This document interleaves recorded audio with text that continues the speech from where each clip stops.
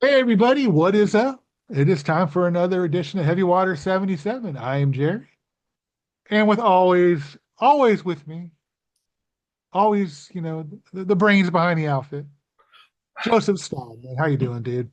Doing good. Just got over a week off of work for Thanksgiving. Back to the grind today. I was not ready for it, very tired, and took a nap right after I got home. So, I remember those days, man, so trust me. I mean, yeah, they suck. But yeah, we're starting to get really deep into the solo albums of the three main songwriters. Today we're doing Tommy Shaw's first one, Girls with Guns. Here it is right here.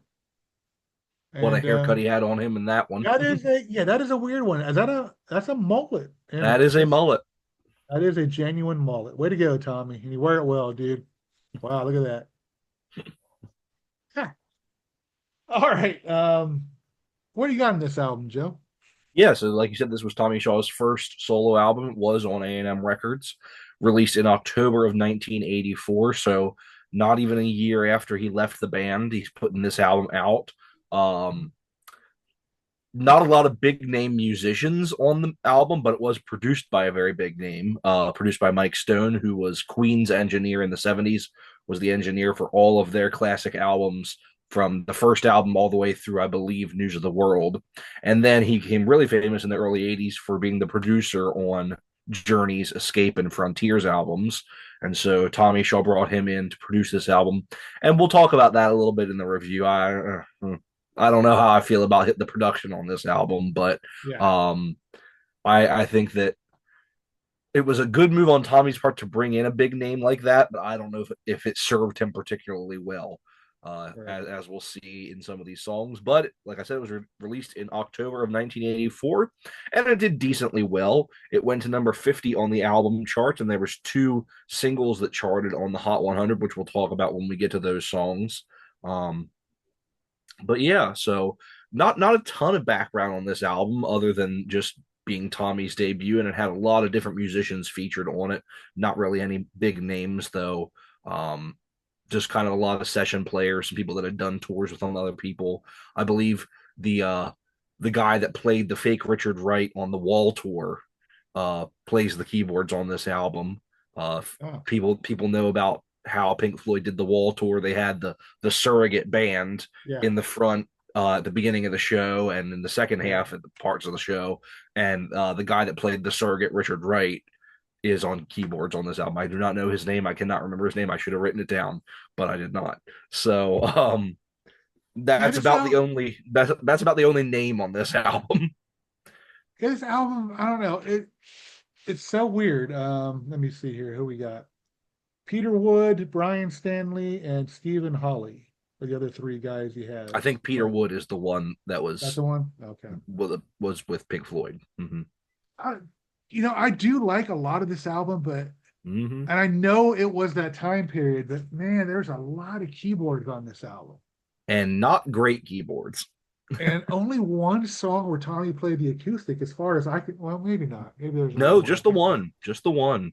Which really, to me, is Tommy's bread and butter. I mean, Mm-hmm. it is not put this together, lady. But it is, yeah, it's I guess that was, like I said, that was the period where big synthesizers and these songs that sound like they belong in Karate Kid movies, maybe that was the thing. Yeah. But I will say it's definitely a step up from the album that we reviewed last time, but yeah, I oh, wouldn't say it's necessarily what I would expect or want from a Tommy Shaw album. right. And you hear my cat talking. My cat agrees with you. Um, all right, let's get started on the tracks. Let's start out with the opening track, title track, "Girls with Guns."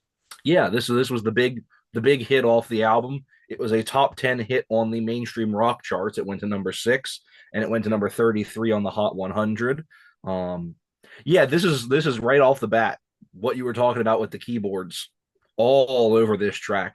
I I knew this song kind of passingly. I didn't really know. I mean, it's not as big as Dennis's Desert Moon as of a song. But I knew this song in passing. Um,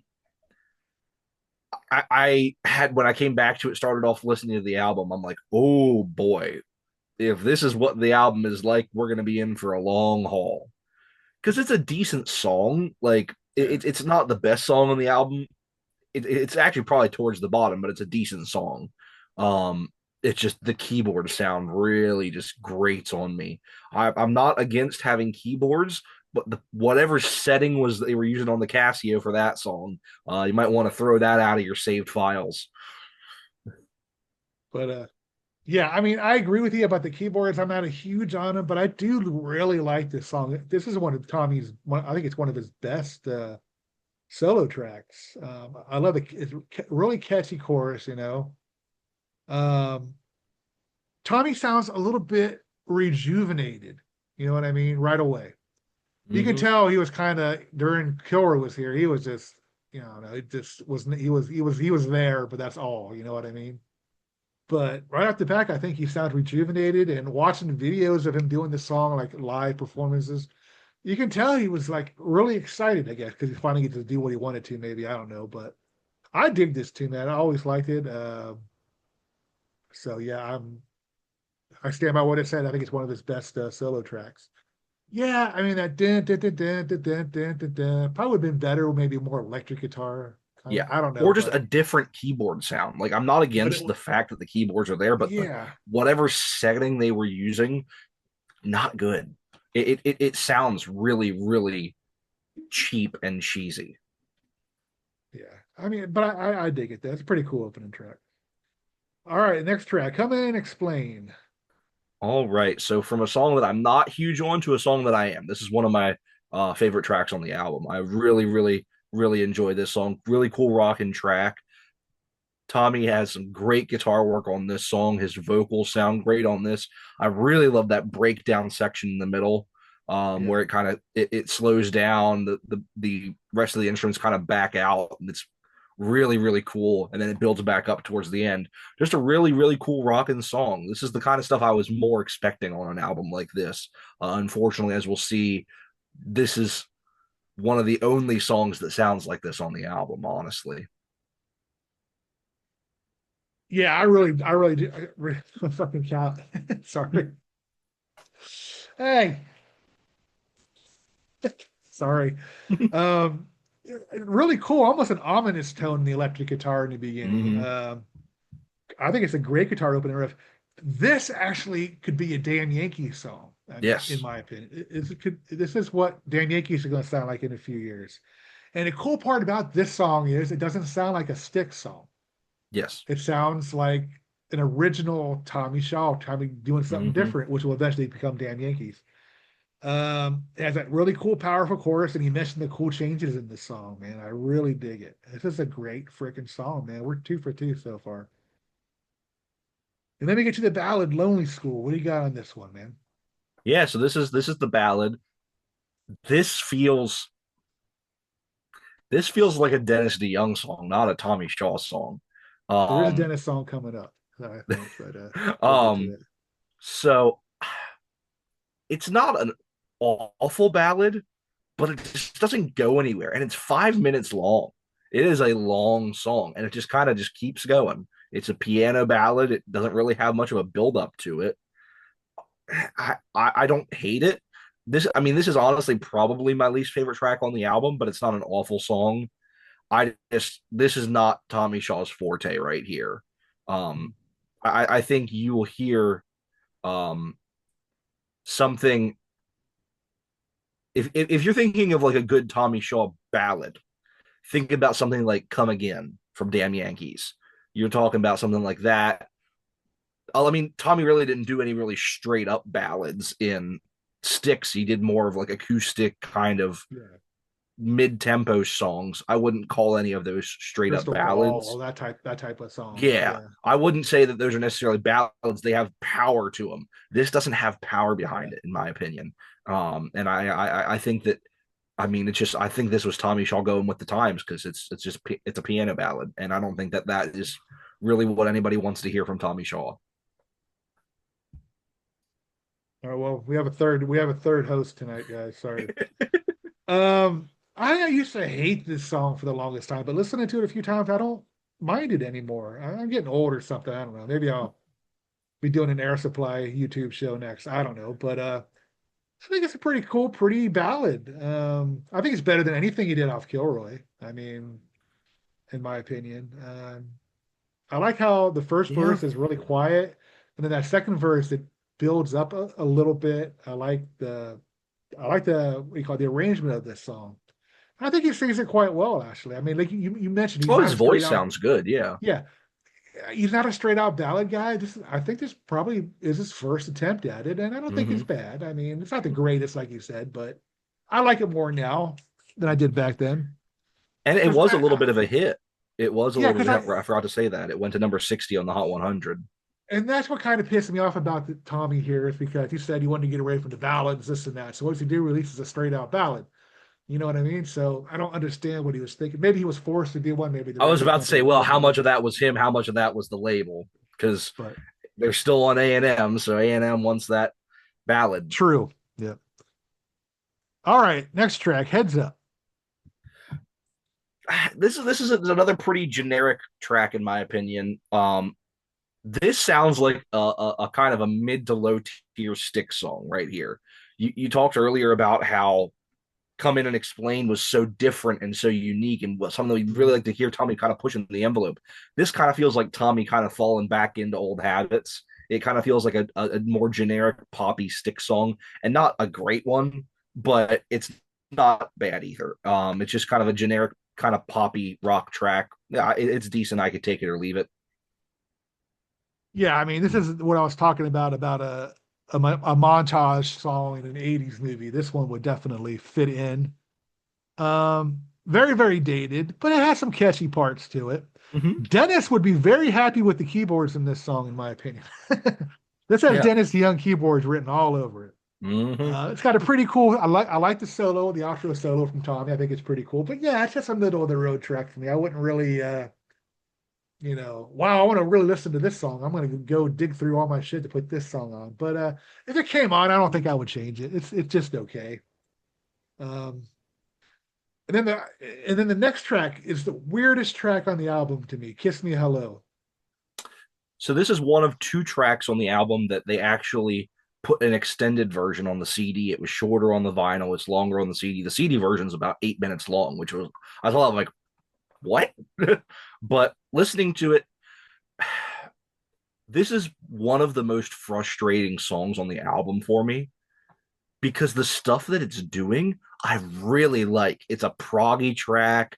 It's just got this weird kind of atmospheric kind of vibe to it, but it doesn't really go anywhere. It's just kind of 8 minutes of like, and we're coasting, and we're coasting, and we're coasting, Yeah. and you're just waiting for it to build up to something, and you're just waiting. Okay, Tommy's really all this. It's all coming to a head. It's all, and then it just never does. And for what it is, I really like it. But I think that this had so much potential to be so much better of a track, and it kind of disappointed me that I'm sitting there, I'm listening to him like, oh, this is gonna kick in and it's gonna be so good. This is gonna be Tommy doing kind of like a John Serlewski song almost. Um, Kind of has that vibe to it as it's building up, and it's like, oh, okay, here it comes, here it comes. Oh, it's gonna happen. Oh, that was it. And I was a little disappointed by it. I like it for what it is, but I really wish it would have had a little bit more oomph behind it. Yeah. I had to listen to this song a few times. I don't know because I didn't know if I liked it or not. Exactly, I exactly. did like parts of the song, but that chorus, "Kiss Me Hello," I'm like, what is that? I do Yeah, not I like didn't that. mind. I didn't mind the chorus really. All right, he's got no room to talk about first time then, because that chorus reminds me of first time. But then again, everything else about this song, I like the arrangement. It's very haunting sounded. It's got some really cool little guitar fills in it. Mm-hmm. Um, it's a beautiful song musically. And I haven't capital letters. I don't know! Exclamation point. If I like this song or not, but I'm just gonna put it at middle of the road because I don't know what else to say about it. It's just Yeah, that chorus, I can't get past it. If they just got rid of the chorus, I think it would probably be a better song. But it'd be one of those weird songs without a chorus then. But Not going to add it to the mystery of it being cool. I don't know, but yeah, it's just oh, it's a frustrating song because I really did want to like it. There's a lot to like about it, Mm-hmm. like you mentioned. All right, next track, Fading Away. So this is Kiss Me Hello done right, in my opinion. This is it. There's that really, really cool intro, like this minute long kind of atmospheric buildup. And then it's kind of tepid for about a minute, but right around the 2 minute mark, the song really kicks in. There's some great harmonies, some great double tracking, and then there's this really cool guitar solo through the end of it. I really, really dug this song. I really liked the build up. I really thought it was what I was kind of hoping Kiss Me Hello would do, where it kind of really kicked in towards the end. And I really did like Okay. this song. Yeah, in my opinion, this is the first chink in the armor as far as being below average. When this intro kicks in, it sounds like this is going to be really cool, but man, really, really electronical stuff on this song. I mean, there's electronics in all this, but this one seems like it's got a lot of different type of electronic shit going on, which I don't want Tommy Shaw to do stuff like that. I think he sings it really cool. I love his highs, those dirty Mm-hmm. highs he does, and how he gets out. I do love that. That's the Tommy I like, but it's a song as a whole. Ugh, I can't really get behind it. So it's just average to me. Um, uh, okay, next song, Little Girl War, where we finally get to hear Tommy play an acoustic guitar. Yeah, I mean this is a welcome change on the album. I wouldn't say this is one of his better acoustic tracks. I mean, it's not going to be anywhere in the same even atmosphere with Crystal Ball or Man in the Wilderness or Boat on the River or anything like that. But I think it's a really refreshing take for this album. Like we said, I wish there would have been more of this on the album because I always love hearing Tommy's acoustic playing. He sounds great on this. Love the multi-track harmonies. This is just a really, really solid song in my opinion Yeah, for this album. yeah, this is a really stick sounding song in my opinion, which is a great acoustic playing. The lyrics are kind of corny, but it sounds nice, I guess. But I agree with you. I really dig this song. Catchy. Um, and we've said this in a lot of shows before, when Tommy has an acoustic guitar in his hand, it's magic, and he proves that here. And the lyrics are just weird, but the song Yeah, it itself is. is It good. is a bit of a weird lyrically. All right, I think this is the next song that has it a longer edition. Outside in Yes. the Rain. If that's the other one, okay, right. Yep. Outside in the Rain. This is the second track of the two that was elongated on the CD. This has it's a duet with Carol Kenyon, who has done a lot of work, not really anything big, but she's done a lot of session work with people. I think she has a great voice. I think she sounds great on this track. I think this is a really, really cool track. I love Tommy's guitar playing on this. I love their voices together. I think this is just another really, really solid track on this album. Yeah, I mean, I agree with you. I really do like this one, and I like the kind of duet vocally with the I can't what was her name? Sorry, I can't Carol remember her name. Kenyon. I think she sounds really cool with Tommy. I mean, is it the greatest song on the album? No, but it's nice to hear finally a cool rocking tune again. I always, sometimes this album kind of gets a little, slow. Well, not slow, but you know what I mean, Mid uninteresting. But this tempo. song, yeah, this song gets my attention back. It's a cool tune. What else do I got? La, la, la, la, la, la, la, la. Again, is it a song that I'll go back to, like dig out for and listen to it? Absolutely not. But as far as if I listen to the album, I absolutely listen to the song and dig it. So yeah, I agree. Next song, Free to Love You. Yeah, this is kind of another up tempo song. This is a very poppy track. Um, it's decent. I mean, this is kind of like just a good solid album track. Nothing really spectacular. Kind of like you said, nothing I would really go back and seek out. But this is a something that I was like, as I was listening to the album, I'm like, okay, that's a good song. I thought it was pretty good, just for a pop track. Again, maybe not necessarily what I would have expected Tommy Shaw's solo album to sound like, or maybe wanted it to sound like. But for what it is, I think this is a pretty cool song. Yeah, I mean, it starts out with Tommy yodeling almost. Yeah, it does. Um, I don't know. This is just a filler song, in my opinion. I mean, again, it's just one of those songs that don't do much for me. But it doesn't suck. It's one of those songs where I don't hate it. And what I said about the other songs, I wouldn't turn it if it came on the radio. It's got a really cool, powerful chorus. And he really lets those keys go through, doesn't he, on this album? This is another one of the songs that has a lot of keys on it. It's just, I don't know. He's written better songs, but it doesn't suck. So we'll close the album on out with "The Race Is On." I hear you. This was not the song to close the album. I will say that. But then again, I don't know what would have been a good song to close this album. This album, it just kind of it doesn't feel cohesive at all. No. And I think that really hammers it home on this song, just because I mean, "Girls with Guns," sure, that's I mean, I wasn't a huge fan of it, but that's an opening song. This is not a closing song, and I don't know if there is a song on this album that was a good closing song. But this is just a really not good closing song. It's not an awful song. It does not work as a closer at all. The sax playing is pretty cool. It's a decent track, but it's nothing special, and it's probably towards the lower end of the album for me. Yeah, you mentioned the sax. We have sax. We have sax. And we even have Tommy talking a little bit. Uh, wow, this may be the worst song on the album. It's just Yeah. boring. I would have, like you said, the cohesiveness of this album is doesn't make sense, but they should have ended it with the last track. But it was that weird number 10, you know. A Mm-hmm. lot of albums had 10 songs back then. They had to probably throw this one on there. But yeah, I could do without this song. So all right, well that wraps up our review of Girls with Guns. And we forgot to talk about something actually, which we Yes, were we supposed to did. talk about, and I fucked up and didn't bring it up. What about it, Joe? What do you got? Yeah, so as we are sitting here recording this today on December 1st, 2025, Styx just announced a brand new tour for next year. Uh, Something that I think is going to be really cool is that they're doing a joint tour with Chicago. I'm really actually looking forward to that. I'm going to try my best to go and see it because I love both of those bands, and both of those bands still sound great live.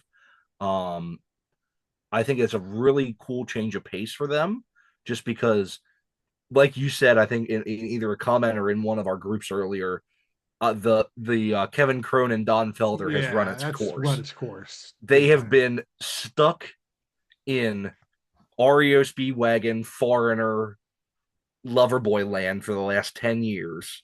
Yeah. And either they're going out and doing small clubs, not clubs, doing small venues by themselves, or doing like the residencies, or they're doing these summer tours with that group of musicians Yeah. who are good to see them once or twice. But I've now seen Styx and REO Speedwagon or the slash Kevin Cronin together 3 times in the last 4 years. So it's getting to the point where it's getting redundant, especially since Kevin Cronin et al. Is not holding up nearly as well as Styx is on stage anymore. No. Um, I think that it's just getting to a point where I think in order to keep the market going, I think this is a really smart move for them sales wise, because let me tell you, Chicago sells tickets. Yeah. When I saw Chicago and Earth, Wind, and Fire last year, that show was more packed than any Stick show I've been to in the past couple of years. I'll tell you that. Wow. Um, that place was packed, and it's the same venue that they're playing next year. Was where I saw Chicago last year. Um, so I'm looking forward to that. I think that should be a really good show. I was kind of hoping, and they still might announce that they're going to do Pieces of Eight. I I I don't doubt think it so. though. It's not like they would be headlining with like the lower tier bands if they were doing that, like they did this year with Grand Illusion. But I think it'll be a great show either way. What do you think about it? Oh, absolutely, I do. And what I said, I think, is the absolute truth that the REO Don Felder thing is definitely run its course. And I think I probably hurt ticket sales last year. I really do. Yeah. Um, The one I saw was not packed. yeah, It they had to was cancel a couple of shows here in yeah. Tennessee. Yeah, The one up here in and I went out to New Jersey to see it. The pavilion itself was decently full. I think it was pretty full. The lawn was pretty much empty.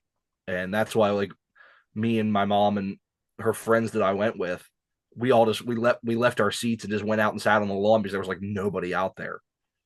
Yeah.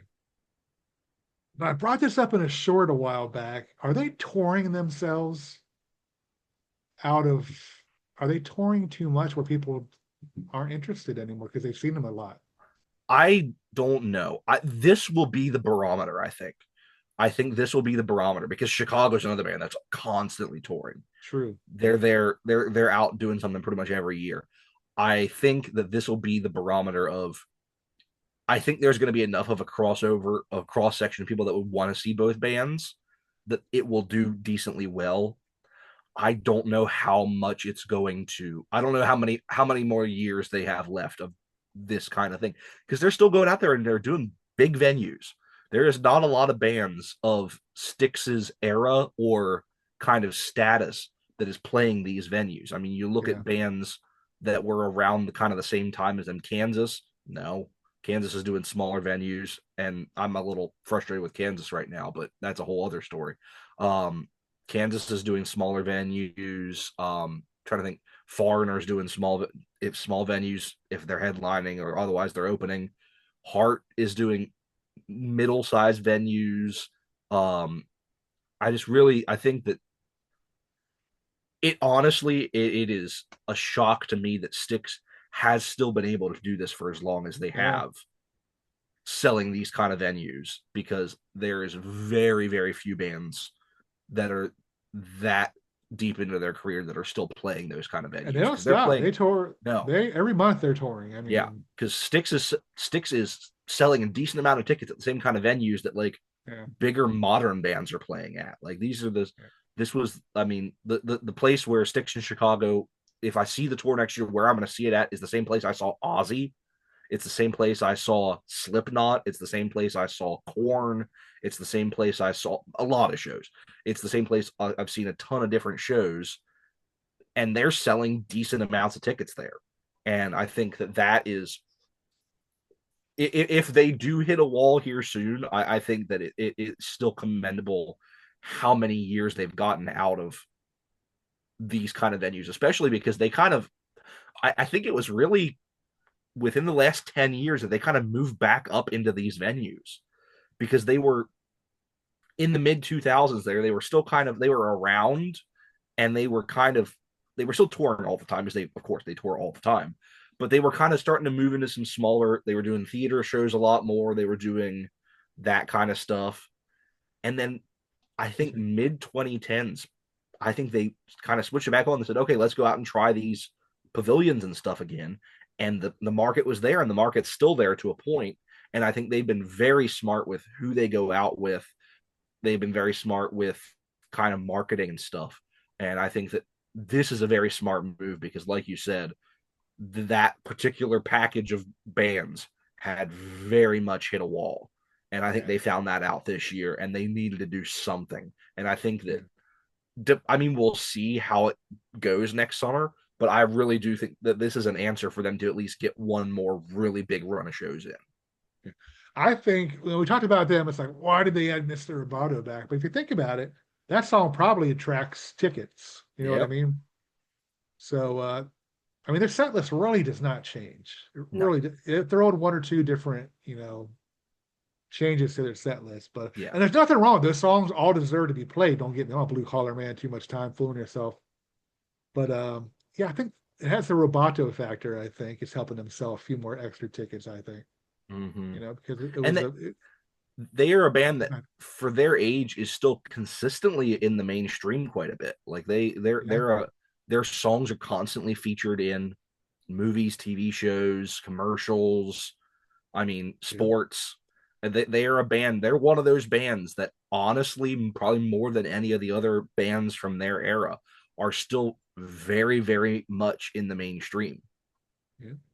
And they put on a really energetic show. So they don't just don't sit there and I don't think Lawrence jumps off the piano anymore, but or does he? I Not don't know. not I don't as think he does much. that. But yeah, his knee's probably gonna be a little sore. But I haven't seen him in a few years. But every video I've seen, I mean, JY, he's never really been the most animate guy on stage, but Tommy, the new guy, the bass player, he's got some energy behind Oh him. yeah, yeah. Lawrence's brother. Terry. And of course, Lawrence is nothing but a pile of energy. Yeah. And then you got Todd back there killing the drums. So there's a lot of Hmm. energy still coming from it too. It's not like they're doing it to go through the motions, to make Yeah. money. It looks like they're actually really enjoying what they're doing. So And I hope they keep You got going. Will rounding out the sound too, which I think Yeah. that really helped them out sound wise live. Bringing Will in as a full time member really helped them out. I think. So I mean, as long as they got it and want to do it and bring that energy and don't look like they're like I was watching the Frankie Valley Ooh, show the other day. How is he even? He just not. Are they propping that guy up there or what? He just looks something's like he up. does not know what That's he's. yeah, I just don't want to see that. I mean, he was a legend at one time. Don't get me wrong. I don't want to see people like that. yeah, Because Frankie in his days, man, he was the shit. But here, seeing him now, it's just like it's sad actually. They're just propping him up there. All right, Leonard. Anyway, Joe, good yeah. to do this show with you. We're gonna be doing JY City Slicker next, and then we'll be doing our own album with these first three solo albums. We're gonna make an album. What a Styx album would have sounded like with those three, Hmm. possibly. I Yep. think a few of these songs definitely probably could have been a Styx album. Some of Hmm. them we don't know. Yeah. But anyway, The I hope the y'all. thing though is, I think we'll talk about this when we do our album. I think the songs that we loved and the songs that would be on a Styx album might be a different set of songs. True, that could Because be the it. songs Yeah, that sound the most Styx-ish on this album are not necessarily the ones that we liked the most. that's true. Absolutely. Yep. So All right, I might man. have to put that into consideration when I'm making my list. I might put a the songs I really want or what would actually be on a Styx album. I'm not gonna have any problem with the JY or Tommy songs. I'm gonna have a problem Yeah. with Dennis's song. We have to do Trying a to get minimum three of songs. three. Ooh. Yeah, that's gonna be a tough one. And boys will be. I might put boys will be boys on it just for the fuck of it. Just for shits and giggles. All right, brother. Alrighty. Oh, first of all, I want to thank you everybody out there who watches, subscribes, watches our videos, leaves their comments. We've been away a couple weeks because of the holidays, and we're hoping to get a couple good shows out in the next couple weeks to make up for it. So thank you very much out there. Y'all take care, and Joe, take care, and I will see you Soon. soon. Yeah, we haven't Yeah. got a date for the JY show yet, but we'll get to Yes. work that underway. All right, guys, y'all take care. Bye See ya. bye.